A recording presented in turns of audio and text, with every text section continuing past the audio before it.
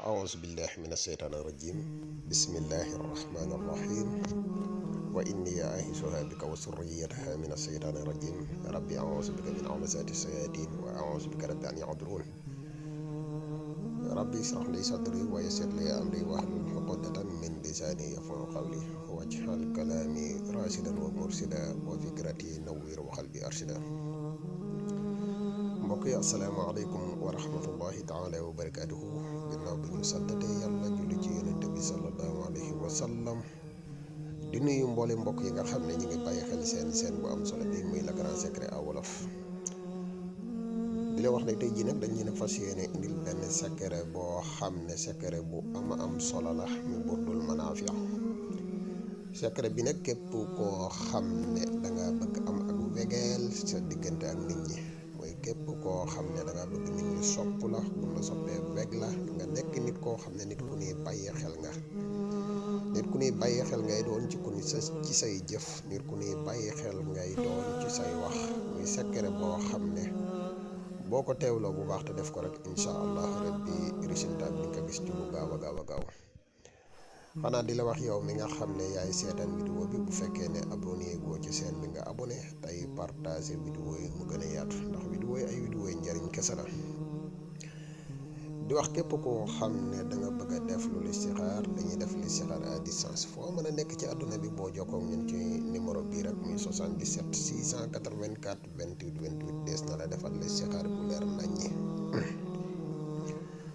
képp koo xam ne da nga yittewoo ku la ñaanal tamit dañuy yëngu ci wàllu ñaan lu mën di doon rek boo si jokkoo ak ñun incha allah des na la ci jàppale bu baax a baax.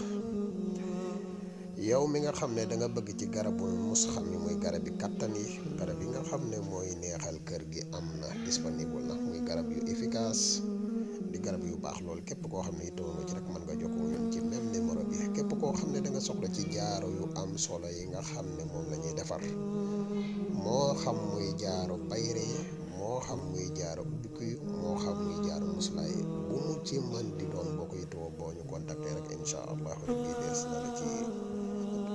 des na fexe ba nga jot ci te ñu gën a gaaw incha allah rabbi.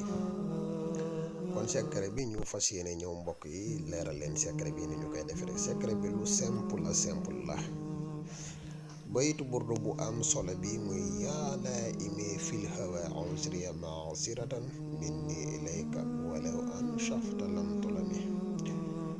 ak aaya alquran bu tedd bii nga xam ne benn aaya mënu ko ci bayra góor. képp ko moo xam ngay jigéen bëgg bayra góor wala ngay góor même bëgg bayra góor aaya suyyina lillazina kafaru bi lu ko ci gën a gaaw amut. boo bindee baytu burdu bi ba noppi da nga ciy teg suyyina lillazina kafaru hayaatu dunya wa yasxaruun min alladina amanu walladina ttaqaw fawqahum yawma alqiyaama wallahu yarzuqu man yashaau bi xayri hisaabin. nga bindi baytu burdu bi nii nga ko gisee nii noonu nga koy bindee boo noppee nga bind aaya suyyina lillazina kafaru bi moom it nga bind ko. boo ko bindee nii ba pare danga koy wut deru gaynde ngay wut nga awee ko boo ko awee nga takk ko. boo ko mënee takk ci sa baat nag mooy bi gën nga def ko téere baat takk ko téere baat moo ko mënee def mooy bi gën.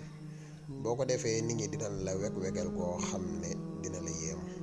kon xam naa secret bi mooy biñ leen indiloon tey di wax bu leen fàtte di abonné tey partage bi. wasalaamaaleykum wa rahmatullah. bul fàttee abonné te nga bës kolos bi ngir vidéo yi dugal nga mën ci jot.